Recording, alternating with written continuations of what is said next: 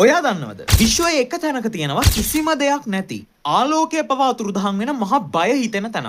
අපි ඉන්න ශීරපතේ කියන්නේ මිල්කි වේ වගේ අතිශය විශාල සක්වලවල් තොගයක් මේ විශ්වය ඇතුලේ තියෙනවා. හැබැයි මේ කියන්නේ යන තැන ඔය කිසිම දෙයක් නෑ. විද්‍යාඥයෝ මේකට කියන්නේ බූස්ට්‍රොයිඩ් කියලා. එහෙමත් නැත්නම් මහා රික්තය කියලා. මේක කොච්චර විශාලද කියනවනම් මේ හරහා ආලෝකයේ වේගෙන් ගියත් අවුරුදු මිලියන 330ක් යනවා එහා පැත්තට යන්න. මේක කොච්චර බියකරුද කියනවනම් ඔයයි මමයි අපි ඉන්නේ මේක මැද නම් අපි හිතන්නේ මුළු විශ්වයටම තියෙන්නේ අපේ සක්වල විතරයි කියලා. මොකද එහෙම වුණා නම් අපිට රෑ වෙද්දි බලන්න කිසිම තරුවක් ඈත පේන තෙක් මානෙකවත් නැහැ. වැඩේ කියන්නේ විද්‍යාඥයෝ අදටත් හොයාගෙන නැහැ මේ තැන හැදුනේ කොහොමද කියලා. හැබැයි මේ ගැන එක මතයක් තියෙනවා. ඒ තමයි අතිශය දියුණු පිටසක්වල ජීවීන් කණ්ඩායමක් විසින්. කියන්නේ ටයිප් 3 වර්ගයේ සිවිලයිසේෂන් එකක් විසින් තමන්ගේ බල ශක්තිය අවශ්‍යතාවය සපුරා ගැනීම සඳහා ඒ හරිය තිබ්බ ඔක්කොම තරු සහ සක්වලවල් වට කරලා මහා බල ශක්ති කවච හැදුවා කියලා. ඒ කියන්නේ ඔක්කොම අතුරුදහන් කරා කියලා. ඉතින් දිගටම මේ වගේ රහස් දැනගන්න ඕන නම් අපිව ලයික් කරලා අපිත් එක්ක එකතු වෙන්න මතක කරන්න එපා.